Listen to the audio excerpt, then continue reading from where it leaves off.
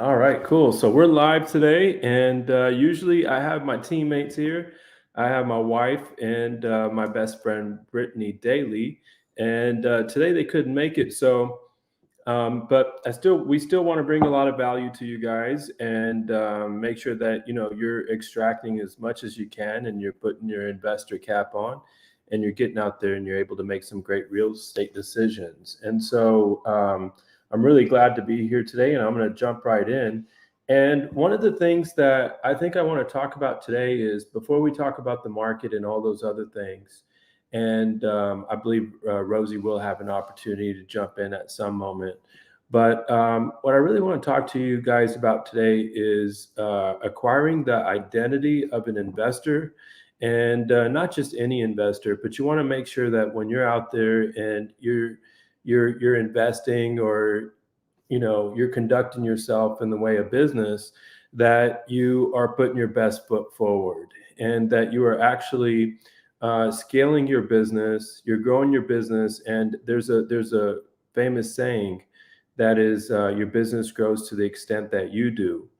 So because of that, there's a really fascinating one-page document that I highly recommend to anyone. And so, as a family, we do this, and I do it personally. My son has done it. I'm still trying to get Rosie to do it, but I do share my insights with her, and she's able to utilize those things. And she's got a different way of going about it. And so, it's not a mandatory document, but it's definitely helped me a lot. It's helped my son, and it's helped communicate our vision to one another. And so, in that way, I believe that Rosie has benefited from it.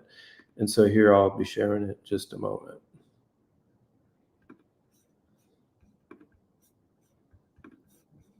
All right, cool. So as I said before, you're getting into real estate investing, and you want to start to look at things from a bird's eye view. Okay, and so this is a plan that you can develop, and you're going to develop. You're going to take a look at the next 10 to 25 years. You're going to ask yourself, what would life ideally look like for me, and how do I want to develop these areas?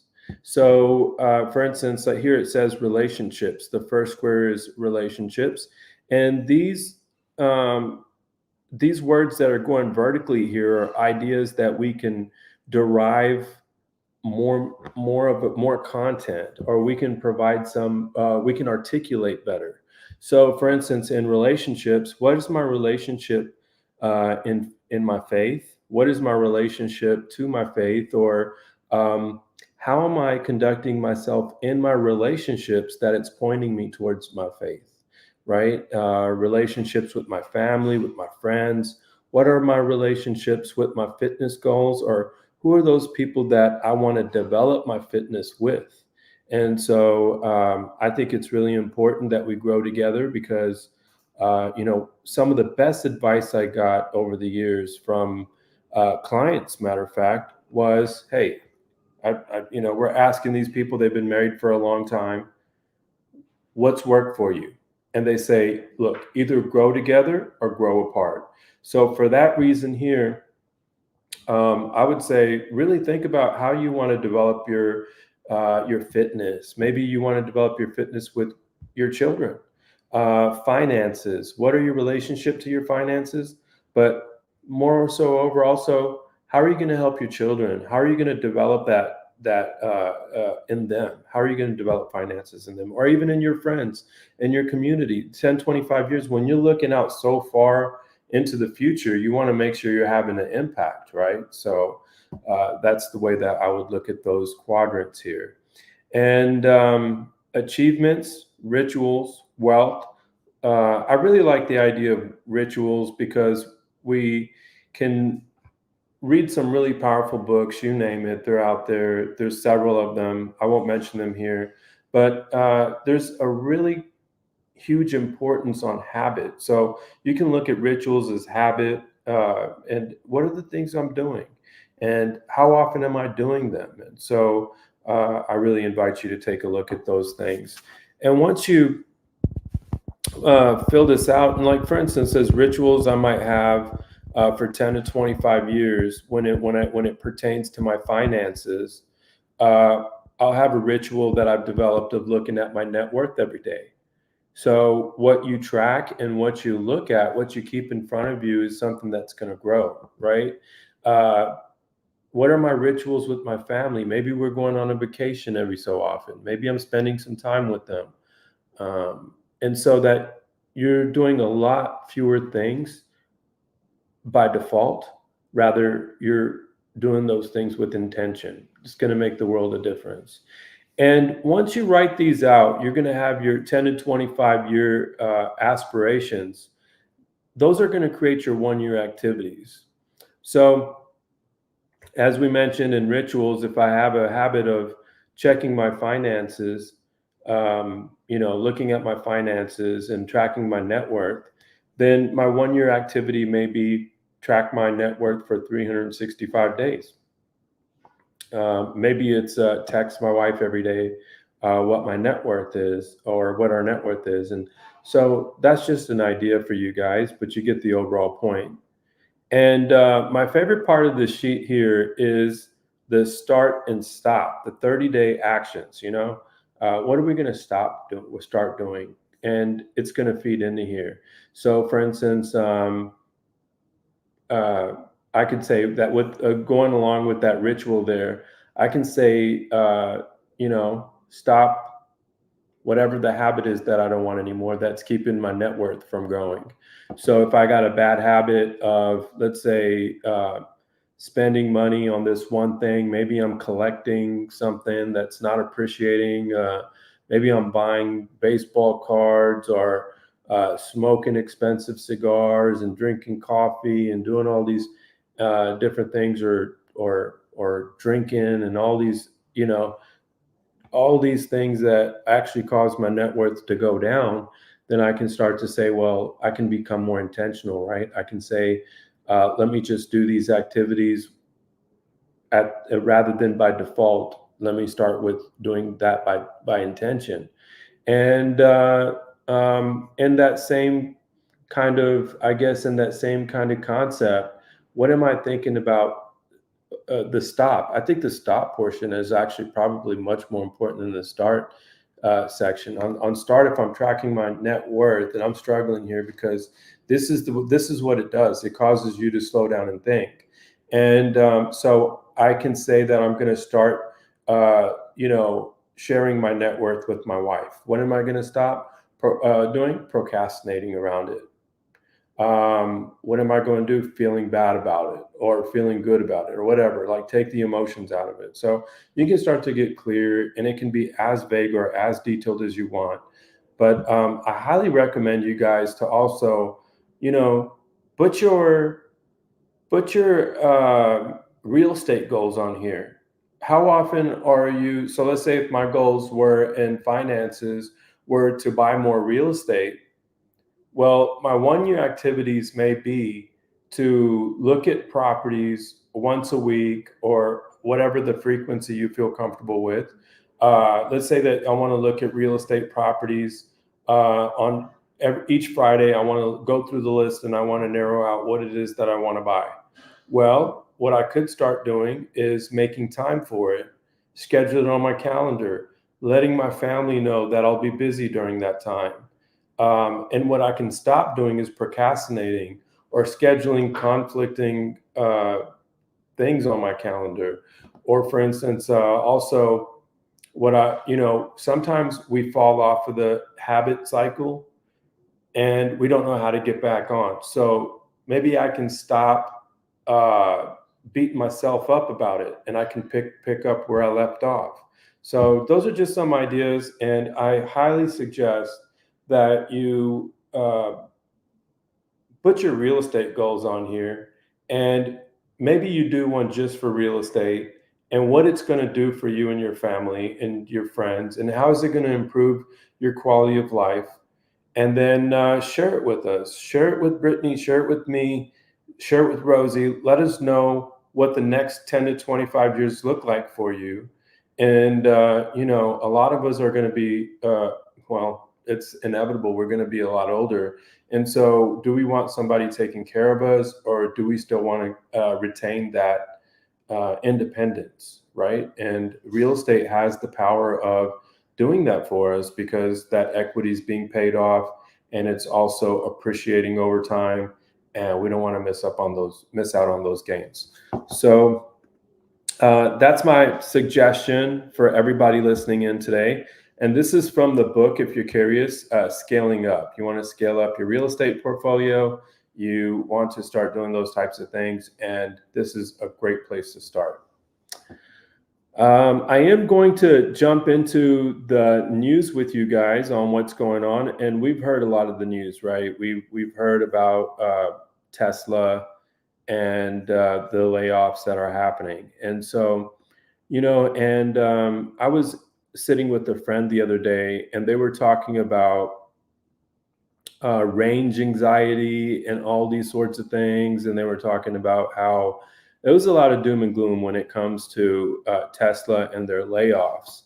And now, in the same token, there are a lot of companies here in our region that are looking to hire. For those of you that don't know, we were busing people in from Waco to work at the plants at Tesla. So, I mean, there's those labor force that have been let off.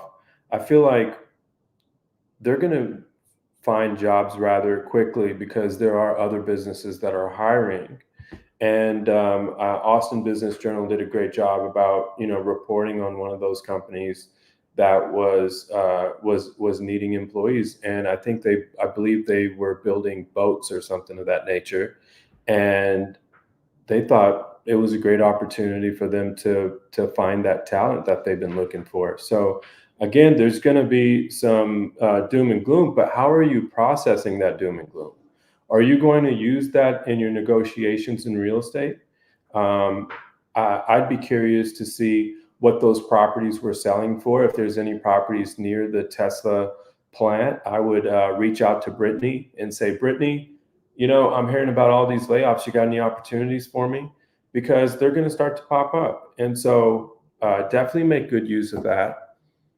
And yeah, this never fails. I always get a call while I'm on here and sharing with you guys.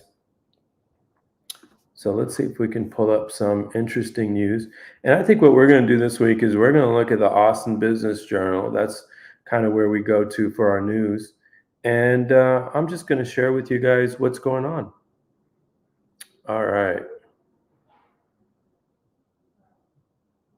So, all right. U.S. Ferrethane, a supplier to Tesla and other automakers, sees Austin Metro as a key part of its growth. What's this say down here? The company also supplies Toyota in San Antonio and GM in Arlington. And so they've decided to come out to Georgetown, and this is where they're at. So it's GTX Logistics Park right off of 35. And so while there's all the doom and gloom, they're hoping to make good use of the workforce that's getting perhaps maybe losing their jobs or needing to move around. So, the other thing about Teslas, I'm really hearing a lot from different people, and I'm getting out there and having these conversations. And my curiosity is, why were we not having range anxiety conversations when interest rates were lower? And so, I mean, you can Google this. It's no, it's no surprise that anytime interest rates go up, car sales are going to be impacted. And so we got to keep a healthy level of skepticism and say, okay, look, and then on the same token, I've talked to people who have Teslas and they absolutely love them still. That hasn't changed. For a lot of the in-city commuters, they wouldn't give up their Teslas. My neighbors, I see one parked outside right now. So I don't feel like there's really a whole lot here. The company's got to pivot. They got to re-strategize. And when they open the Gigafactory, now they got to move some ideas or reshuffle their deck, right? So that's going to cause them to get rid of some of their workforce. And overall, we have a strong, I guess, a strong economy and a strong workforce. EV supplier CellLink secures 362 million loan for factory in Georgetown. Here's another company in Georgetown, CellLink, right? I think that's generally in the same area as well. So guys, I mean, while we have one company moving some labor out, we have a lot moving in, and I want you guys not to look at the tip of your nose when you're looking at this stuff. And but the stuff that's taken center stage here is this. Look right here. Read the headlines. And as much as I love Austin Business Journal, they're a business. They got to make money, and so they're going to post these layoffs because bad news sells, right? And so I think 100 people lost their jobs, or 84 employees from Austin. So 84 employees, Austin has taken center stage that these 84 people have lost their jobs. But on the same side, we have it in a smaller font off to the right that we have $130 million, $300 million investment coming in. And so really learn to, to pay attention to the right news. Don't just take it all in and let it disturb you. And also, if you are a true investor like myself and Rosie, we're looking at, okay, what does the layoffs mean for me? And I don't want anyone to lose their job. And what does it mean for our investors? What does it mean for our buyers? And what does it mean for our first-time home buyers? Maybe we have some buyers that we're working with that are looking for affordable housing. This is a great opportunity for them to move in, and the person selling the property has to move on, right? We all buy and sell real estate for different reasons. And then we also have this $423 million headquarter slated for Southeast Austin, Texas Division of Emergency. This is from the Texas A&M.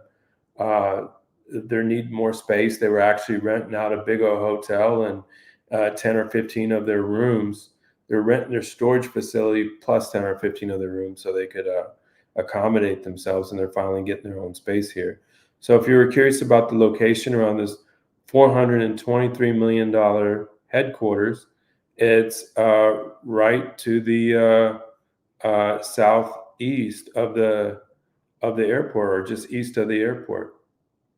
And we'll have the velocity and all these different things coming into the area. And so expect this area to really become developed over time. I just realized I wasn't sharing my screen with you guys.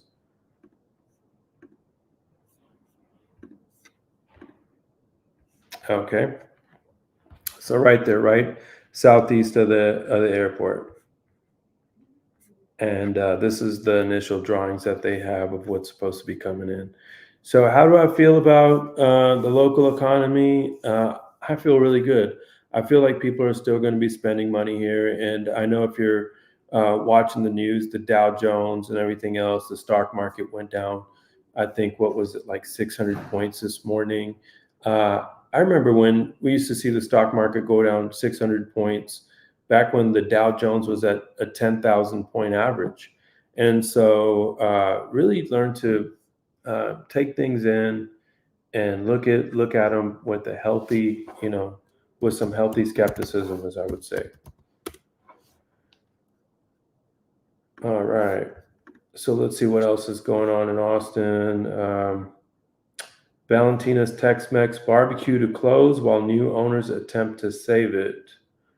Okay, I know they had some really good barbecue. I wonder what's going on with there. We'll take a look at it sometime. Let me see. I have some stuff saved in my bookmarks.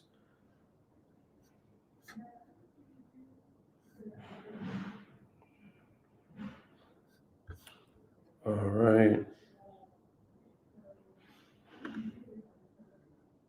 $120 million project rises in city outside of Austin. They're building some warehouses right off here off of 45 Tollway. Let me zoom out and show you exactly where that's at. And again, I believe the airport's somewhere over here, and this is in Creedmoor. The representatives of the company there are feeling really optimistic about it. It's March Capital Management. They feel like they reference it as the donut hole because there's a lot of growth around there, and they're saying that they visited the site that they're going to buy, and it looks like it's evolving each time, and it's become more and more unrecognizable. And I think that's great news for anybody who's thinking about buying real estate now. Is first off, the interest rates are higher, so prices have adjusted substantially. And if you want your cash on cash return, you want to seek out a property that's got appreciation in it, because it's not going to be owning real estate and the operations from owning real estate that are going to make you rich. It's going to be the appreciation that happens on the property over time. So definitely please take that into consideration. And I'm going to jump down to Dallas. I'm going to see what's happening in Dallas right now. And if you and look at this, right? Big business park near Six Flags could face foreclosure. You're seeing a lot of properties that Foxtrot closes all stores, including 4 in Dallas. So Foxtrot's a coffee / wine bar / convenience store. I don't even know what they are, but they're closing all their stores. And when I'm hearing news like this, it's telling me to move in. But then here in the smaller, we hear about this $40 million building or whatever that's defaulting on their loan. And then down here, Bell approaches big decision on new helicopter plant. So they're building a $429 million plant in Fort Worth. Now that's exciting to me. I want to know where that's coming in at. And let's see if they have they don't have the Google Maps on here. And that could mean that maybe they're still deciding on a location, right? So guys, I'm excited about the $429 million. This building is going to change hands. Simply, that's what's going to happen. And office space, look, I was just talking to somebody about office space, and they're doing some ground up construction. And my advice to them was take a really close look at it. There's no going back. Once you put your money into that investment, you can't there's no redo button. So if it's an asset class you really enjoy, try to stay in the lane of that asset class, because and while I think all businesses do have a lot of similarities, and there's some real good commonalities between businesses, I just say that office is probably its own animal. If you haven't done flex space, now look, the spaces I feel really comfortable with are obviously single family homes. And if you want to dabble in something a little bit larger, I would say multifamily, okay, RV parks, storage units. Those are really good businesses. They're kind of hands off. There's not a whole lot that you got to do there. A storage unit doesn't have any plumbing in it, and so I do love storage units for that reason. RV parks, no wear and tear, nothing's going to collapse. You don't have to, there's not a whole lot of maintenance that needs to be done.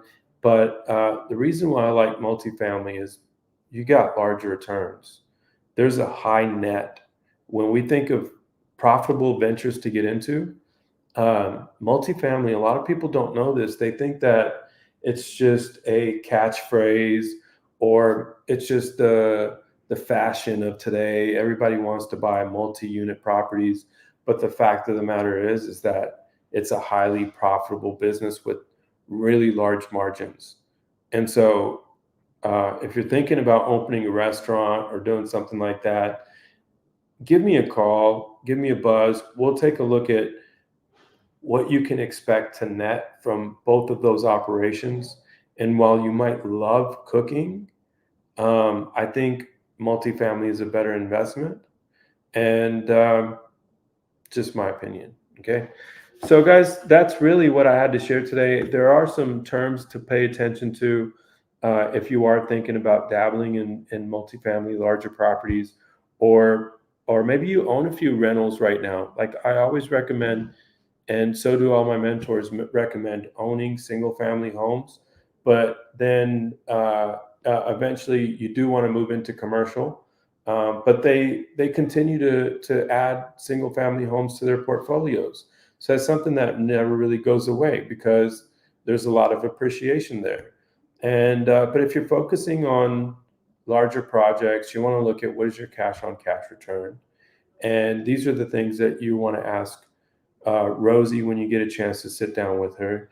You can ask Brittany, right? You can say, what is my cash on cash return? And you want to look at cap rates. A lot of brokers, and I'm saying this about my own industry, so I feel like I can say this about them. They they will give you performas, and they will tell you to buy whatever crosses their desk, right? Most brokers are probably very diplomatic on the properties they're showing you. They want you to buy anything because that's how they get paid. I think, or I know this about about Rivet Real Estate. We want to help you buy properties that stand the test of time. We want you to buy properties that, when you look back, you say, "I made a great decision. This was genius. I'm so glad I did this. Look at all the money I made. Let me go back and work with these guys to buy more property." So there's one way that we can get compensated. That's by selling a property once and then never doing business again. I rather do business the other way. I rather look into your eyes, shake your hand, and know that you won on our clock. And so, when you look at cap rates, what cap rate are you buying at? And your cap rate when selling is what allows you to be liquid in your business. And businesses, when you want to buy a business, there's so many things to look at. Can I enhance the curb appeal of this property? Same goes for single family. What's wrong with this property? What's getting in the way of the operations? Maybe and secret shop the business that you want to buy. And so if you're thinking about buying a multifamily property, see how easy is it for you to call up property management or talk to somebody who can give you some prices over the phone. Is it easy, or are you having to hunt people down? Because that's a great opportunity. And you want to poke holes in things and do your due diligence, right? All right, cool. So I'm glad we got to talk about that. And let's take a look at what's going on in Houston real quick. And most of the news that you're going to see in Houston is going to be the news that's happening between companies, a lot of mergers, who's getting acquired, that sort of thing. Southwest to exit Houston's largest airport. That's interesting. Okay, Houston's Bush Intercontinental, huh? And I wonder what the reason is.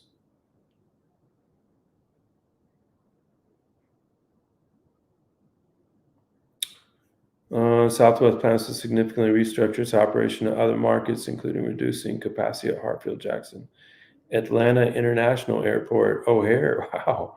Okay, so the busiest. They're not only leaving George Bush, they're also getting out of O'Hare, and they're also leaving Atlanta Hartsfield-Jackson Airport. Okay, so they have a larger presence at Hobby. Very cool. Where it carries more than 90% of passengers. Okay.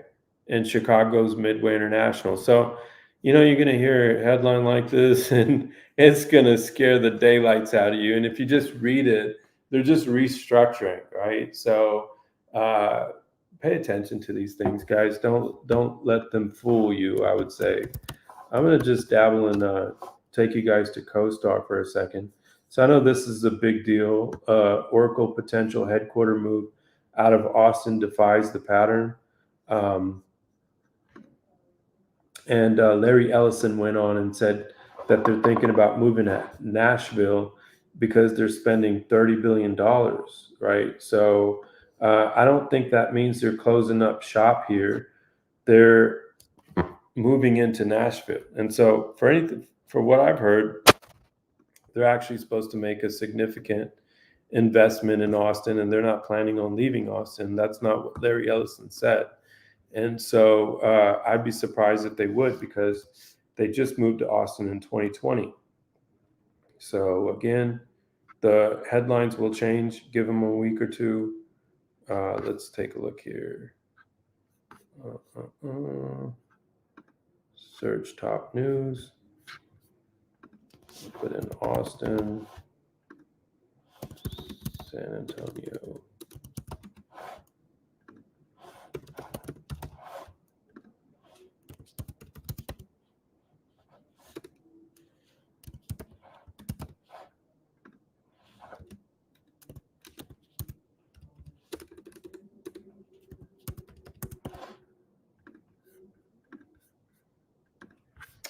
All right. Oracle's potential headquarter move out of Austin defies the pattern, local brokers say. Let's see what they say.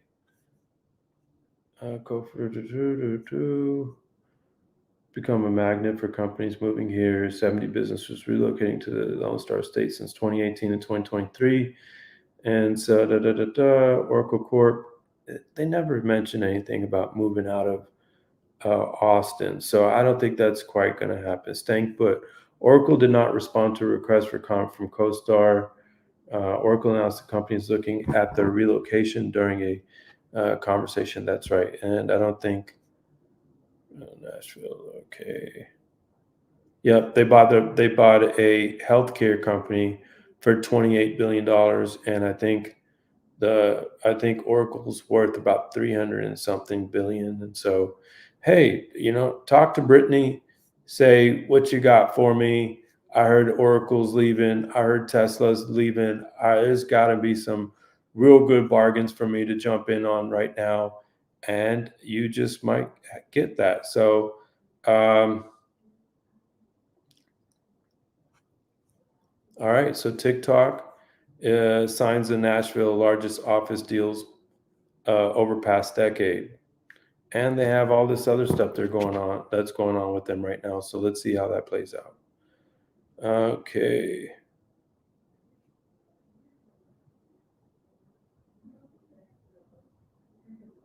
All right, guys. Well, I think that's really it for today. CoStar is great for looking up properties more so than the news. If you guys have any questions for us, please let us know. And I'd love to spend some time with y'all one-on-one. If you have any questions, hit us up.